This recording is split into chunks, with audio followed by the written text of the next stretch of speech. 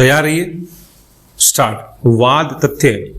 अपीलार्थी ने city civil court Hyderabad के समक्ष इस आशय की घोषणा के लिए एक दीवानी वाद संख्या 190 वर्ष 2004 संस्थित किया कि वह प्रत्युत्तरदाता एम सरिया देवी और उनके पति एन नायडू की दत्तक पुत्री है और वाद में अनुसूचित संपत्ति का विभाजन कर उसके हिस्से का निर्धारण किया जाए, किंतु विचारण न्यायालय ने वाद और उच्च न्यायालय हैदराबाद ने अपील निरस्त कर दी। अतः वादी अपीलार्थी ने उच्चतम न्यायालय में यह अपील प्रस्तुत की।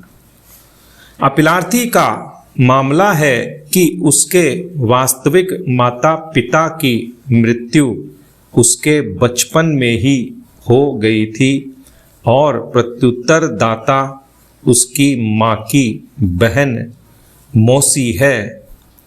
उसे श्रीमती सरला देवी मृत और उसके पति एन नायडू की पुत्री के रूप में उनके घर लाया गया। उसके स्कूल और कॉलेज में उसके माता पिता के रूप में मूल प्रत्युत्तरदाता और उसके पति का ही नाम दर्ज है और राशन कार्ड में भी वह उसकी पुत्री के रूप में दर्ज है। एन नायडू आंध्र प्रदेश राज्य विद्युत परिषद में एक लिफ्ट ऑपरेटर के रूप में कार्यरत रहते हुए 30/6/1999 को सेवानिवृत्त हुए।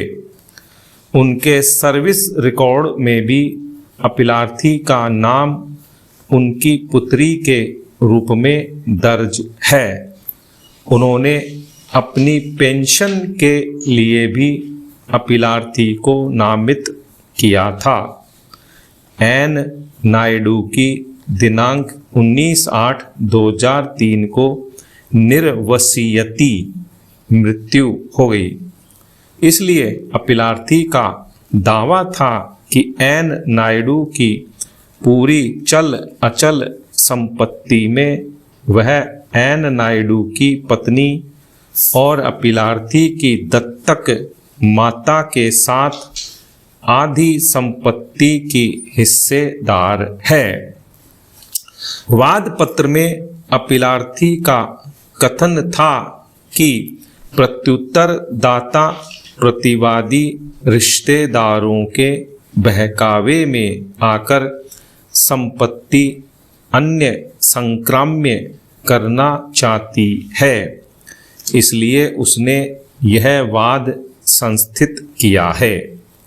दूसरी तरफ प्रत्युत्तरदाता प्रतिवादी ने अपने लिखित कथन में वादी के दावे से इनकार करते हुए यह अभिकथन किया कि वादिनी अपीलार्थी एम बनजा उसकी बहन मंजुला की पुत्री है और उसके माता पिता की उसके बचपन में ही मृत्यु हो जाने के कारण वह वादिनी की देखभाल के लिए अपने पास ले आई और उसके भरण पोषण एवं शिक्षा की व्यवस्था की, किंतु उसने और उसके पति एन नायडू ने वादिनी को दत्तक में नहीं लिया था, इसलिए वह हमारी दत्तक पुत्री नहीं है।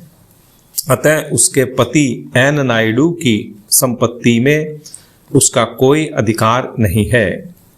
सिटी सिविल कोर्ट हैदराबाद ने हिंदू दत्तक और भरण पोषण अधिनियम 1956 की धारा 7 और 11 के प्रावधानों पर आधारित होते हुए अभिनिश्चित किया कि वादिनी यह साबित करने में विफल रही कि दत्तक समारोह आयोजित हुआ था और कि वह प्रत्युत्तरदाता और एन नायडू की दत्तक पुत्री है।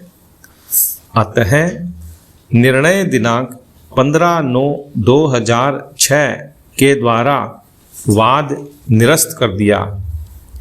उच्च न्यायालय ने भी विचारण न्यायालय के निष्कर्ष एवं निर्णय की पुष्टि कर दी, जिसके कारण यह अपील उत्पन्न हुई।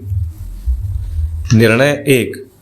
इस मामले के निर्विवादित तथ्य हैं कि अपीलार्थी मूल प्रतिवादी की बहन की पुत्री है।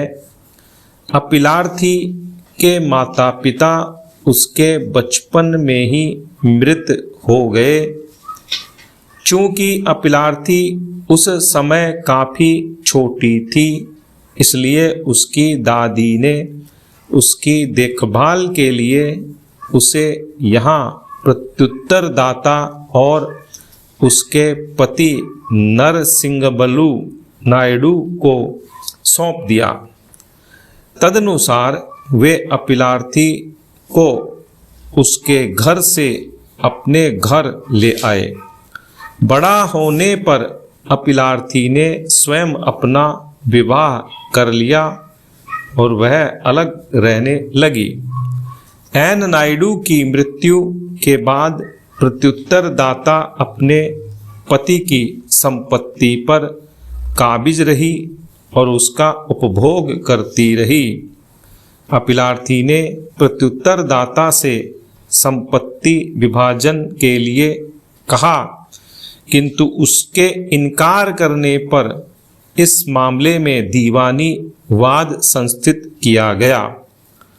उपर्युक्त तथ्यों और परिस्थितियों में हमारे समक्ष मुख्य विचारणीय प्रश्न है कि क्या अपीलार्थी ने यह साबित किया है कि वह प्रत्युत्तरदाता और उसके पति के द्वारा दत्तक में ली गई थी? क्या वह यह घोषणा प्राप्त करने की हकदार है? विराम।